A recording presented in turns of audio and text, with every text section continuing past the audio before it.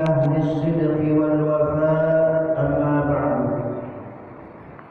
فقال الله تعالى في القرآن الكريم وهو أصدق القائلين أعوذ بالله من الشيطان الرجيم يا أيها الذين آمنوا اتقوا الله وقولوا قولا سديدا يصلح لكم أعمالكم ويغفر لكم ذنوبكم ومن يطع الله ورسوله فقد فاز فوزا عظيما وقال النبي صلى الله عليه وسلم اعمل لدنياك كأنك تعيش أبدا واعمل لآخرتك كأنك تموت غدا صدق الله العظيم وصدق رسوله الحبيب الكريم ونحن على ذلك من الشاهدين والشاكرين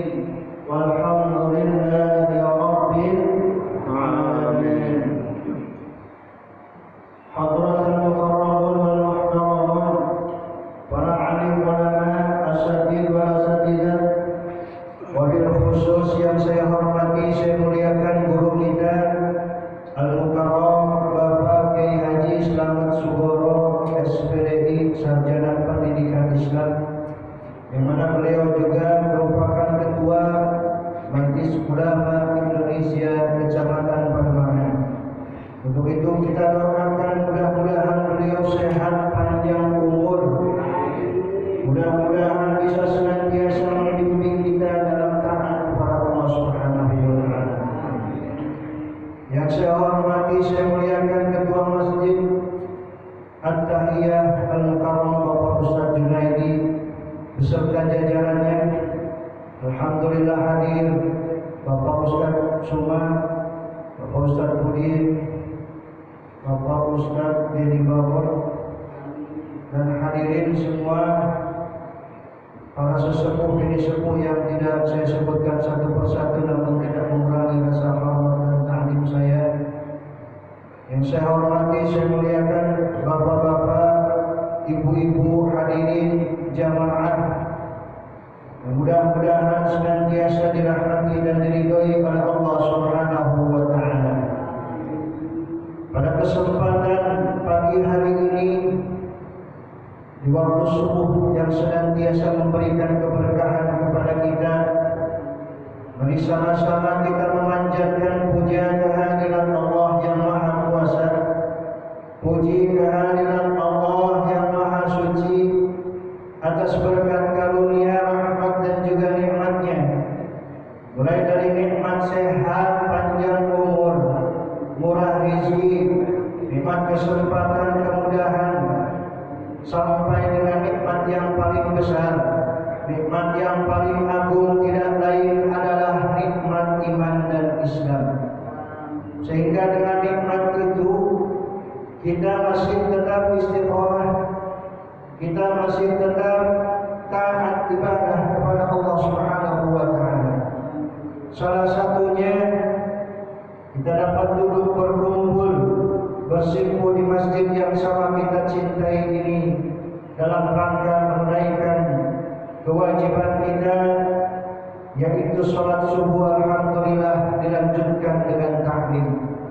Mudah-mudahan dengan hadirnya kita di masjid ini Allah Subhanahu wa taala menggugurkan, menghapuskan segala dosa-dosa kita, kesalahan dan kekhilafan kita, dan mudah-mudahan menjadi wasilah bagi kita turun rahmat, ridha, inayah, hidayah dan taufiknya.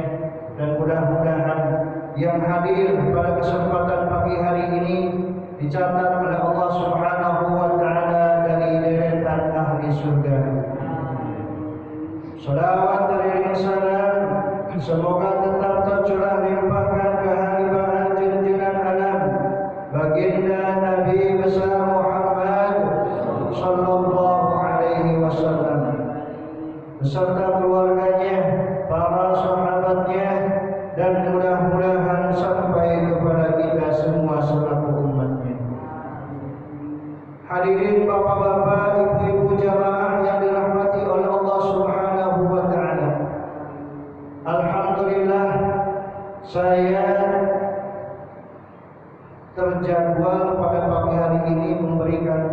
tausiah.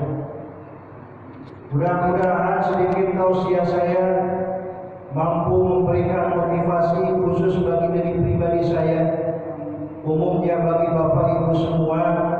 Mudah-mudahan semakin bertakwa kepada Allah Subhanahu wa taala, semakin memperbanyak amal ibadah, dan juga mudah-mudahan Allah Subhanahu wa taala membukakan pintu ilmu yang manfaat, yang maslahat untuk menunjang ibadah kita kepada Allah Subhanahu wa taala.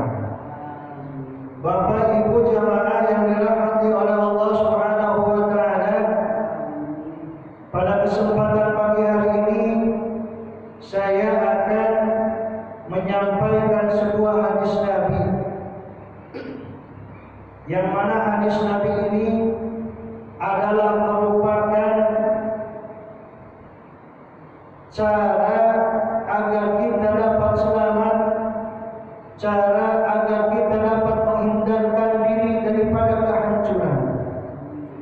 Kata Nabi, "Salasun munjiyatun khasyatullahi fis sirri wal alaniyah wal 'adlu fil ridha wal ghadab wal qasdu fil faqri wal ghina wa salatun muhlikatun hawa muttaba'un wa khusyu muta'un wa ijabul mar'i bi nafsihi."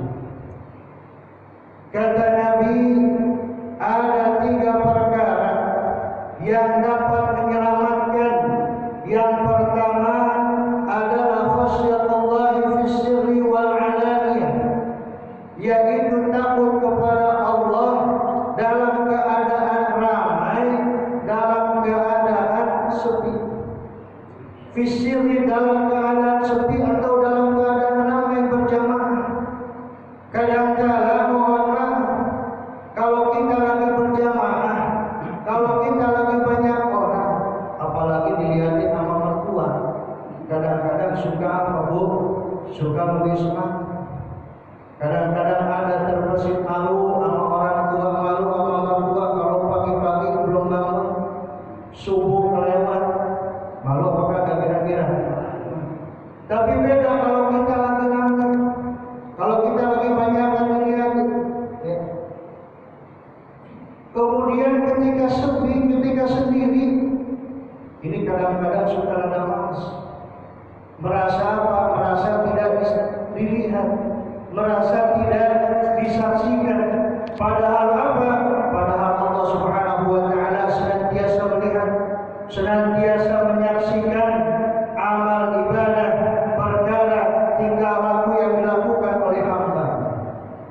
Oleh sebab itu maka kita tanamkan, kata Nabi, ittaqillaha haitsu ma kunta wa atbi'is sayyi'atal hasanah tamhuha wa khaliqin nasa bi khuluqin hasanah. Kata Nabi, bertakwalah kalian dimanapun kalian berada.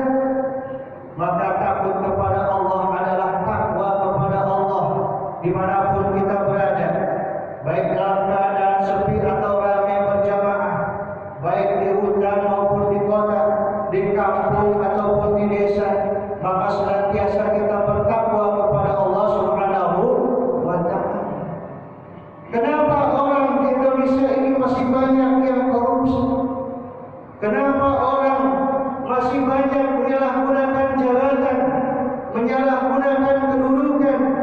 Karena orang kadang-kala masih takut dengan atasan, tapi tidak takut dengan Tuhan.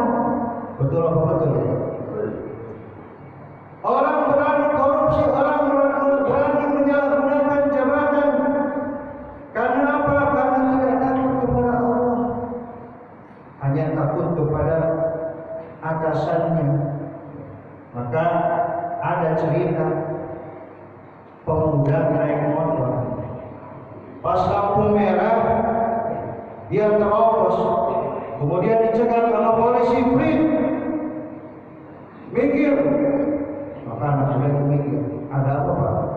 SIM mana? Ada. STNK? Siapa? Kenapa tadi kau menerobos? Akhirnya nggak ada apa-apa tuh. Berarti apa? Takutnya hanya sama story katanya sama itu contoh kecil. Oleh sebab itu maka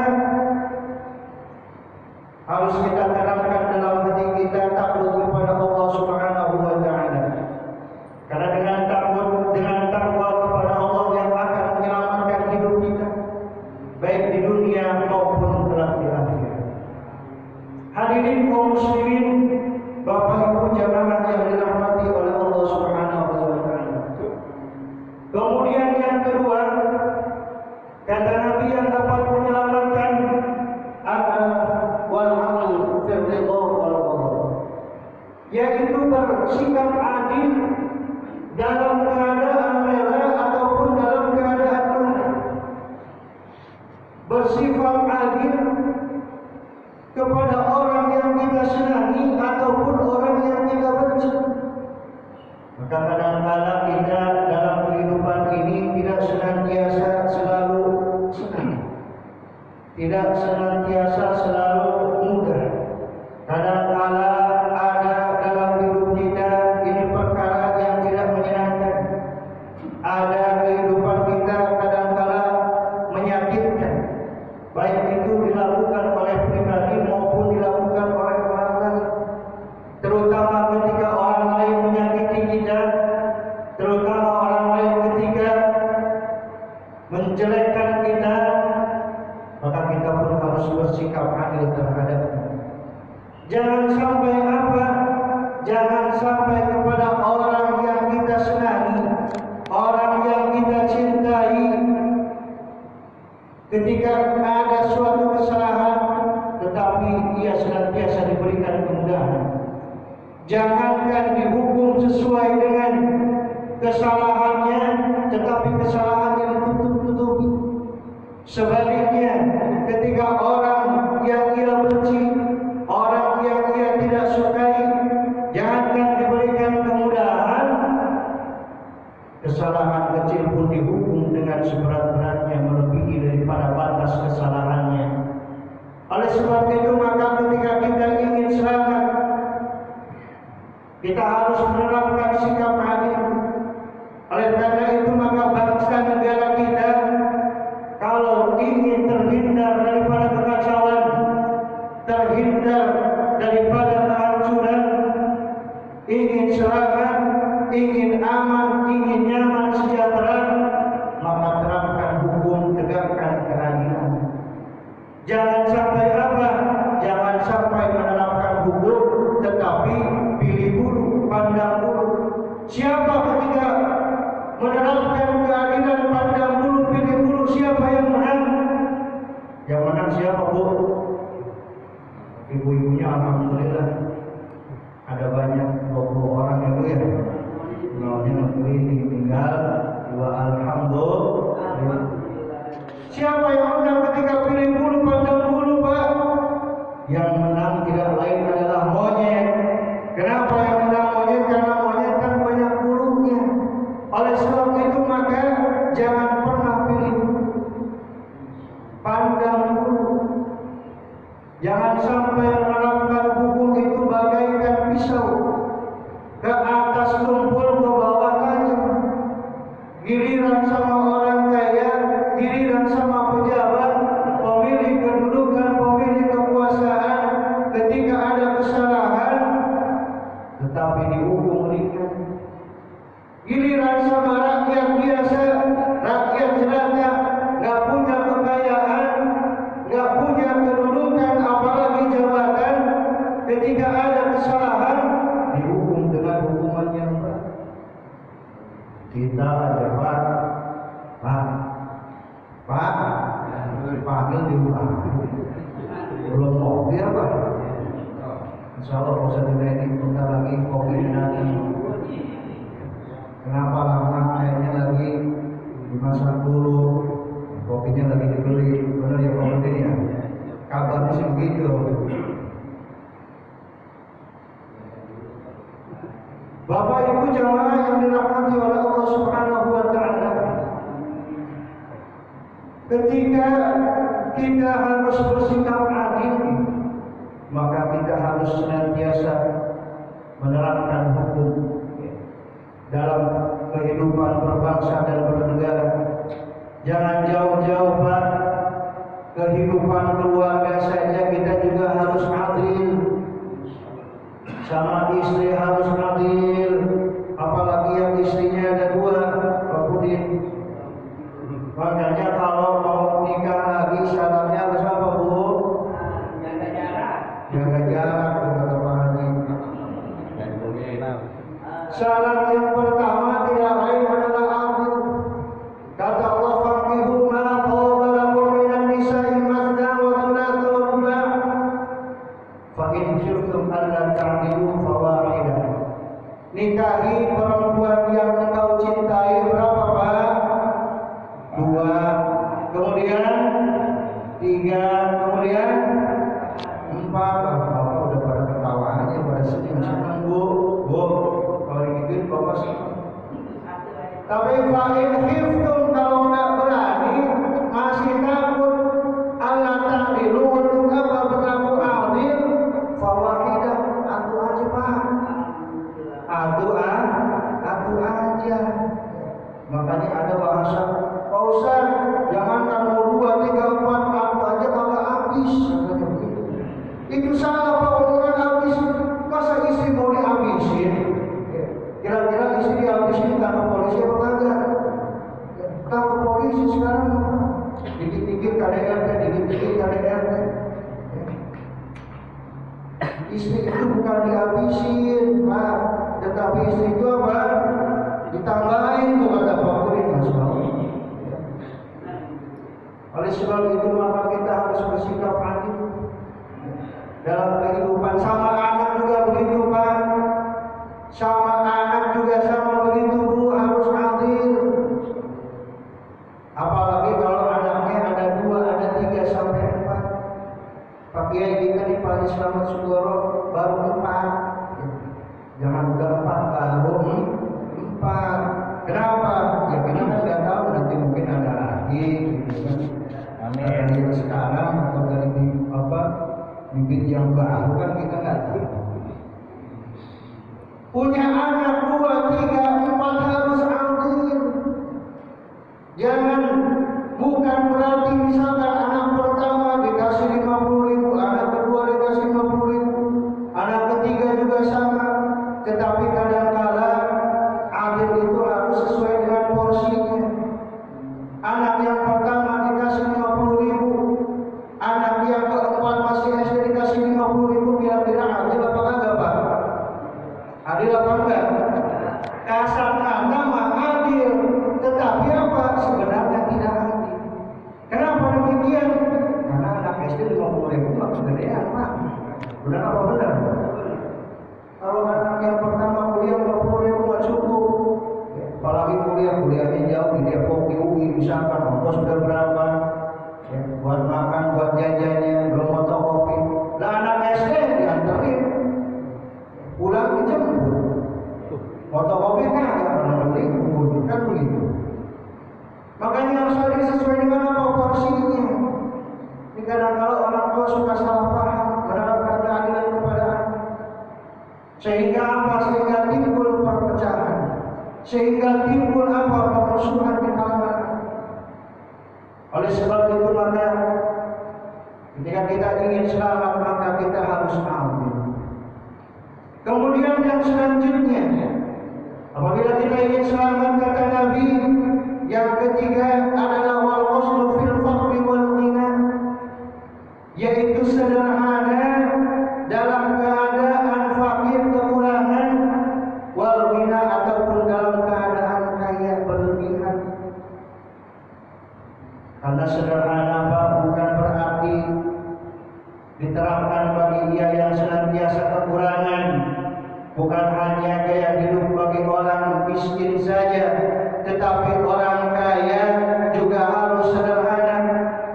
Kenapa harus sederhana? Karena orang kaya dengan sifat sederhana akan memanfaatkan harta kekayaannya untuk perjuangan di jalan Allah Subhanahu wa Ta'ala. Dengan sederhananya orang kaya tidak akan menghambur-hamburkan harta kekayaannya. Dengan sederhana tidak akan bermewah-mewahan untuk sesuatu sederhana. Orang kaya bisa memanfaatkan hartanya semata-mata adalah di jalan Allah, memberikan banyak kemudahan bagi orang lain, membantu yang miskin, membantu fakir, menyantuni anak yatim, menafkahi janda muda katanya. Yang janda muda aja Pak Ustadz ini, janda tua juga perhatiin. Apa bedanya Pak janda muda sama janda tua Pak? Pak, janda muda sama janda tua bedanya apa? Kata Pak Ustadz ini yang beda susunya katanya belum. Kalau yang udah expired, yang muda belum. Susu apanya? Susu kalengnya. Susu kaleng banyak di luar, yang dicari lama. Nah, Bapak Ibu hadirin jamaah yang dirahmati oleh Allah Subhanahu wa taala, sifat sederhana, gaya hidup sederhana bukan hanya saja bagi orang kaya agar dia memanfaatkan hartanya, tetapi bagi yang miskin ini sangat perlu. Agar supaya apa? Agar supaya harta yang dimiliki oleh orang kaya, sesuatu yang dimiliki orang kaya tidak menjadi ambisi yang besar bagi yang miskin, tidak menjadi ambisi yang besar bagi orang yang kekurangan. Jangan sampai memaksakan dirinya, jangan sampai memaksakan dirinya sendiri semata-mata untuk berpenampilan seperti orang kaya, bergaya hidup seperti orang kaya. Kalau nggak mampu, nggak bisa, nggak usah macam-macam banyak gaya kayak orang kaya. Sekarang kan banyak terjadi apa? Memaksakan diri, pengen dilihat kayak orang kaya. Sekarang lagi merajalela pinjol. Tahu pinjol Pak? Bu, tahu pinjol apa Bu? Pinjol bukan pinjol. Pinjaman online. Ini lagi berapa merajalela? Penyakit. Banyak orang iming-imingi pengen beli HP yang bagus, pengen beli rumah, pengen beli motor yang bagus, pakaian yang mewah. Diberikan pinjaman online, ketika telat sehari saja, itu nama kita disebarin. Makanya ajarkan sama anak-anak kita, cucu kita, jangan sekali-kali itu nyentuh yang namanya pinjol-pinjol gitu. Kenapa? Kalau pinjol bisa benjol nantinya. Oleh sebab itu maka apapun yang kita miliki, manfaatkan sebaik-baiknya. Kalau nggak mampu, nggak bisa, jangan maksain diri, karena itu bisa menghancurkan diri kita sendiri. Bapak Ibu jamaah yang dirahmati oleh Allah Subhanahu wa taala, itu tadi 3 perkara yang bisa menyelamatkan. Kemudian kata Nabi ada 3 lagi yang bisa menghancurkan sebaliknya daripada yang 3 tadi. Kata Nabi salatun muhlikatun, hawa muttaba'un. Yang pertama adalah hawa nafsu yang dituruti, hawa nafsu yang senantiasa diikuti. Padahal hawa nafsu ini senantiasa membawa kita kepada hal-hal yang tidak diridhai oleh Allah Subhanahu wa taala. Oleh karena itu kita sebagai manusia yang dianugerahi oleh Allah Subhanahu wa taala akal dan nafsu, maka kita harus menggunakan akal kita, maka kita harus menggunakan akal kita untuk meredam nafsu kita, untuk mengalahkan nafsu kita. Jangan sampai nafsu kita mengalahkan akal kita. Karena ketika manusia akalnya lebih besar daripada nafsunya, ketika manusia akalnya dikalahkan oleh nafsunya, nafsunya lebih besar daripada akalnya, maka manusia itu hidup bagaikan setan, na'udzubillah minzalik. Tetapi sebaliknya, ketika manusia akalnya dapat mengalahkan nafsunya, ketika akalnya mampu meredam daripada nafsunya, maka manusia itu bagaikan malaikat yang mulia. Oleh sebab itu maka hadirin kaum muslimin jamaah Jumat rahimahullah, Ketika Allah Subhanahu wa taala menciptakan akal dan nafsu, dalam kitab Nurul Nasihin dijelaskan ada kisahnya. Ketika Allah selesai menciptakan akal, akal itu dipanggil Aqbil fa akbar. Menghadaplah engkau akal, maka akal itu menghadap. Kemudian Aqbil fa akbar. Akal silakan engkau mundur, maka akal itu mundur. Artinya apa? Akal itu taat sama Allah. Kemudian Allah tanya, man anta wa man ana, siapa engkau dan siapa aku? Akal itu menjawab, anta rabbi wa ana abduka dhaif. Engkau adalah Tuhanku dan aku adalah hamba-Mu yang lemah. Itulah jawaban daripada akal. Oleh karena itu Allah memuji akal dengan ma khalaqtu khalqan a'azzu minka. Tidak aku ciptakan sesuatu makhluk yang lebih mulia daripada engkau, kata Allah. Allah memuji apa? Memuji akal. Kemudian setelah Allah menciptakan akal, Allah juga menciptakan nafsu. Setelah Allah selesai menciptakan nafsu, nafsu itu dipanggil Aqbil, menghadaplah engkau. Tapi si nafsu ini tidak menjawab, diam aja menembai. Makanya Pak, Bu, kalau ada orang yang manggil itu dijawab. Karena bisa dua kemungkinan, kalau dipanggil kagak jawab, yang pertama budak, kagak kedengeran, yang kedua apa? Sombong. Kalau dipanggil kagak nyambung, begitu bisa. Kemudian ditanya nafsu oleh Allah, man anta wa man ana, siapa engkau dan siapa aku? Si nafsu menjawab, ana wa anta, aku adalah aku, engkau adalah engkau. Masya Allah, sombongnya ini nafsu. Ditanya, gua siapa, lu siapa, lu ya lu, gua ya gua, itu sombong. Karena kesombongannya nafsu ini diadab oleh Allah Subhanahu wa taala, disiksa oleh Allah Subhanahu wa taala di neraka jahanam selama 100 tahun di neraka jahanam. Kemudian Allah angkat, Allah keluarkan setelah masa hukumannya selesai. Ditanya kembali oleh Allah Subhanahu wa taala, man anta wa man ana, siapa engkau dan siapa aku? Nafsu masih aja jawab kalau Allah seperti yang pertama, ana wa anta, aku adalah aku, engkau adalah engkau. Berarti apa? Nafsu kagak apa-apa. Ngajar udah dihukum masih begitu aja. Dihukum lagi oleh Allah, dimasukin lagi 100 tahun, dikeluarin, sama juga begitu jawabannya. Kemudian Allah menyiksa nafsu ini, dimasukkan finalil ju', ke dalam neraka yang penuh dengan siksa berupa kelaparan, rasa lapar, rasa dahaga, haus. Si nafsu ini teriak, ya Allah ampuni.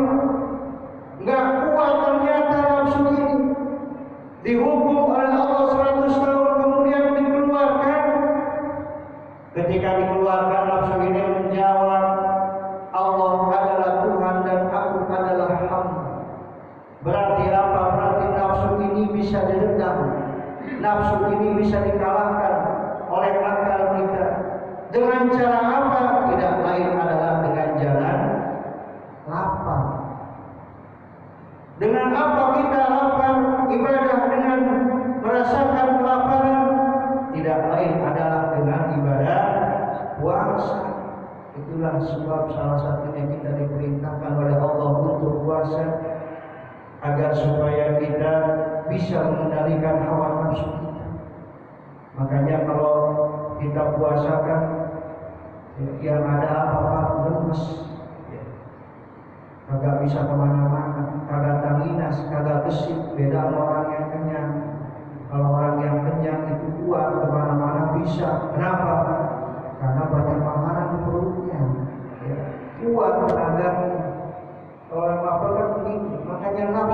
tetap dengan apa? Dengan puasa. Insya Allah ya. Bentar lagi puasa ya Pak ya. Berapa bulan lagi Pak? Silakan tetap haji. Wali-wali mudah-mudahan sehat Insya Allah ya. Dari Al-Hidayah kemari berapa langkah tuh Pak Haji Masya Allah. Digunakan untuk semata-mata mengikuti pengajian taklim. Mudah-mudahan Pak Haji diberikan panjang umur sehat. Insya Allah sesepuh kita orang tua kita. Mudah-mudahan ada dalam lindungan Allah Subhanahu wa Ta'ala. Bapak Ibu jamaah yang dirahmati oleh Allah Subhanahu wa Ta'ala, maka agar kita terhindar daripada kehancuran nafsu itu jangan dituruti.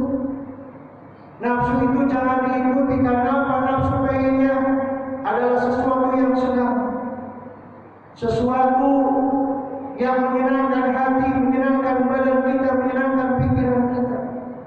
Maka kendalikan nafsu ini semata-mata adalah untuk mencari ridha Allah. Kendalikan nafsu ini untuk semata-mata mencari ridha Allah Subhanahu wa Ta'ala. Silakan pengen punya mobil, nafsu kan begitu. Udah punya sepeda, pengen punya. Udah punya motor, pengen punya mobil. Udah pengen punya mobil, pengen punya pesawat. Untung pesawat kagak ada yang jual. Yang jual dikit, yang pesawat yang pribadi. Coba kalau pesawat yang bisa dikredit, Masya Allah orang pada punya pesawat kayaknya. Cuma bingung bukan landingnya di mana, gitu kan? Itulah nafsu. Ketika sudah punya memiliki sesuatu yang kita belum punya, terus begitu. Hatta zurtul maqabir, sampai apa? Sampai kita tiba dalam hari akhir yaitu kematian.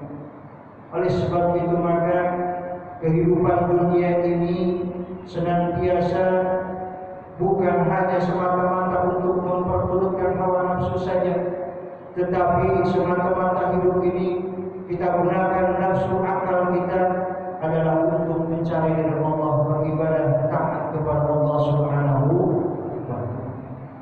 Kemudian yang kedua, kata Nabi, yang menghancurkan itu adalah syu'ur muta'un, yaitu kikir yang ditaati. Orang pelit itu bisa menghancurkan. Orang kikir itu bisa meruntuhkan diri. Orang kikir itu jauh sama Allah, jauh sama manusia, dekat ke dalam neraka. Sebaliknya, orang yang dermawan, orang yang baik itu dekat sama Allah, dekat dengan manusia, jauh daripada, dekat kepada surga, jauh daripada. Masya Allah dipakai kita pada selama sebulan.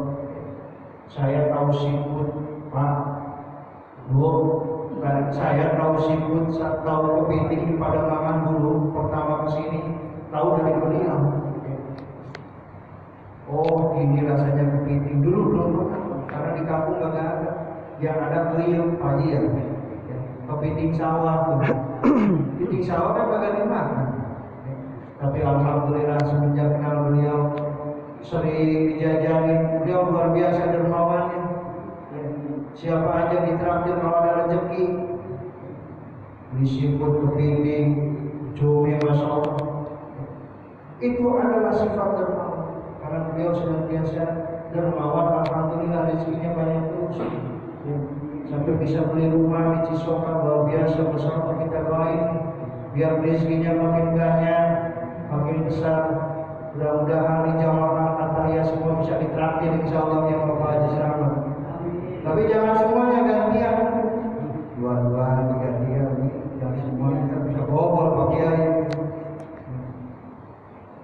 Oleh sebab itu maka kita jadikan diri kita adalah orang-orang yang dermawan, yang senantiasa menafkahkan hartanya di jalan Allah Subhanahu wa Ta'ala, saling membantu, tolong menolong. Jangan sampai jadi orang kikir, orang pelit. Bu, tahu nggak orang kikir? Orang pelit tahu Pak? Ya. Orang pelit itu kayak gimana? Kalau kopinya habis ampasnya itu dijemur lagi, itu orang pelit itu. Kalau masak ibu-ibu nih, ya, masak itu tulang sampai lunak, sekarang kan begitu. Ada apa Bu? Ada presto, makanya ada ayam tulang lunak. Itu kucing masya Allah pada bengong nungguin tulangnya, ya, nungguin durinya. Apalagi sekarang ada pindang presto, itu kepalanya semua empuk dimakan. Kurus pada kucing pada kurus. Gara-gara tulangnya jadi itu dimakan semua.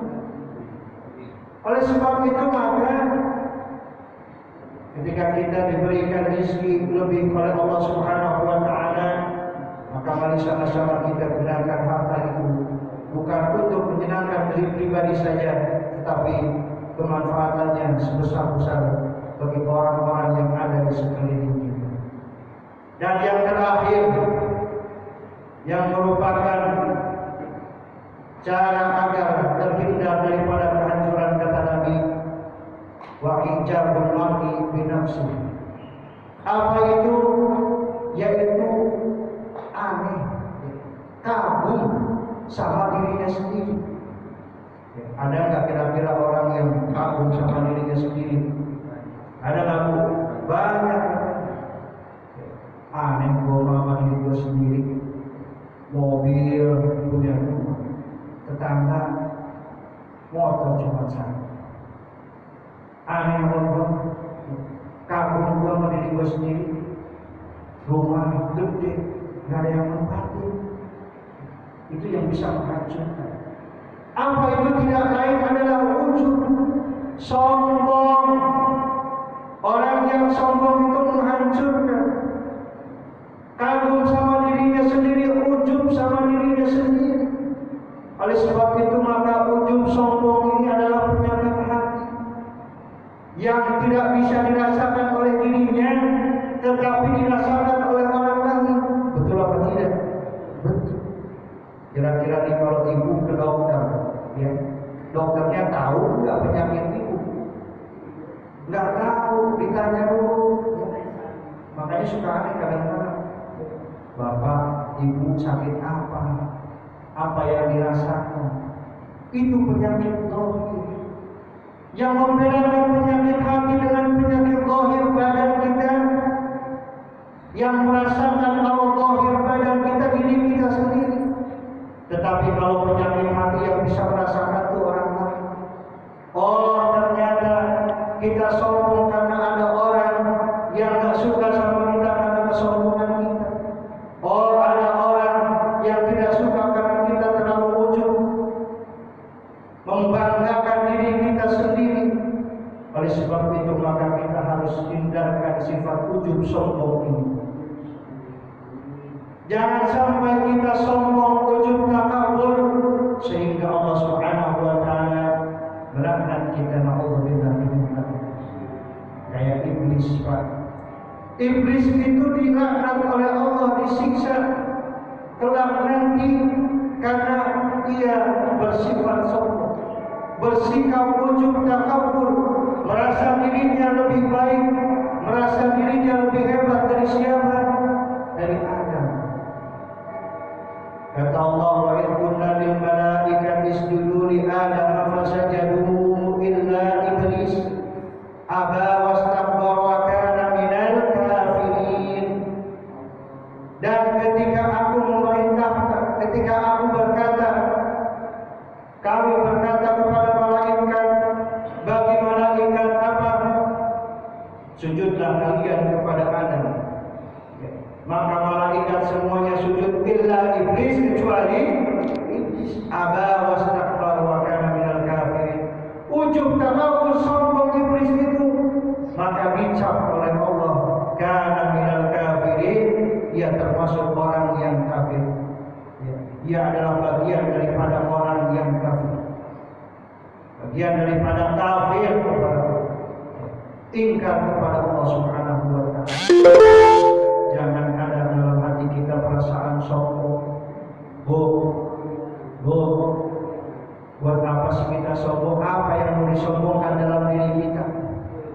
Ini badan kita semuanya bawa apa? Bawa kotoran. Hidung kita bawa kotoran, upil namanya. Mulut kita bawa kotoran, jigong namanya. Telinga kita bawa kotoran, congek namanya. Conglai. Apalagi kotoran yang ada di dalam perut kita, ada 2 lubang, ya. Kubur dan dubur. Itu apa?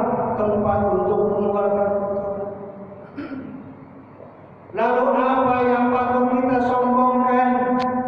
Lalu apa yang harus kita ujub takabburkan? Karena diri kita penuh dengan kotoran. Sehebat-hebatnya manusia, ada banyak sekali kotoran. Oleh karena itu, jangan kita sombong ujub dengan badan yang bagus, dengan wajah yang cantik, wajah yang ganteng, karena pada akhirnya badan raga kita akan membusuk. Jangan sombong dengan pakaian yang mewah, jangan sombong dengan pakaian yang bagus, indah, karena pakaian terakhir kita adalah kain kafan.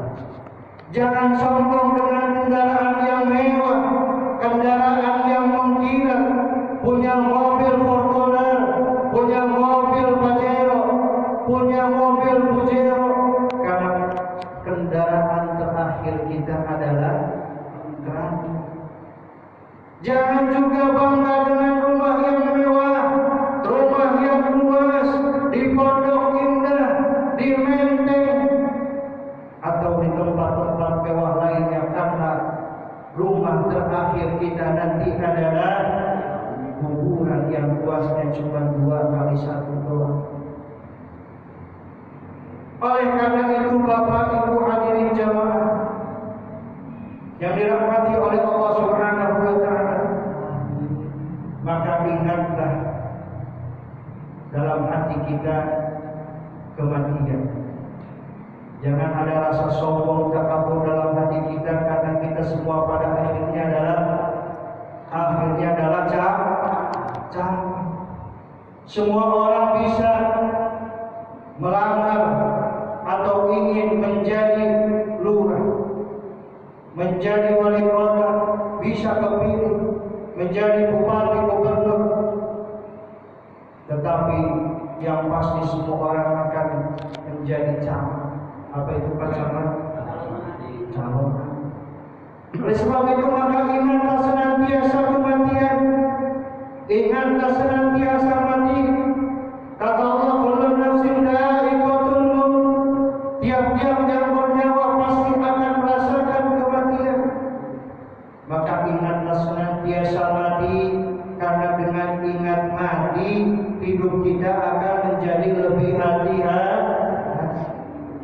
dan waspada agar tidak terjerumus dalam kubangan dosa.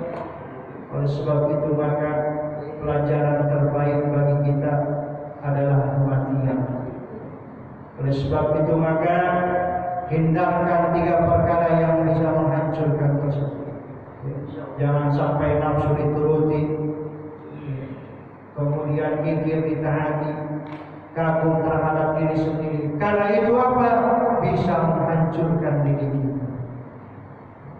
Mudah-mudahan kita semua senantiasa diberikan kekuatan oleh Allah Subhanahu wa taala, kekuatan iman, kekuatan Islam, kekuatan takwa kepada Allah Subhanahu wa taala, agar kita semua diselamatkan oleh Allah Subhanahu wa taala, dan mudah-mudahan kita semua mendapatkan perlindungan dari Allah Subhanahu wa taala berbagai macam balai, musibah, bencana dan penyakit.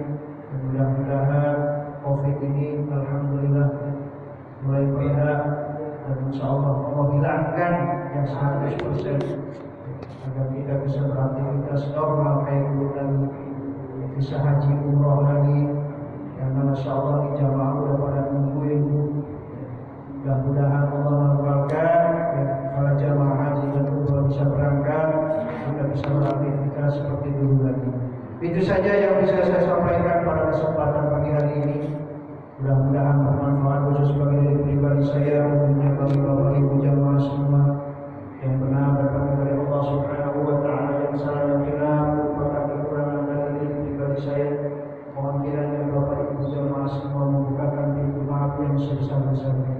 Akhirul kalam, billahi taufiq wal hidayah. Assalamualaikum warahmatullahi wabarakatuh.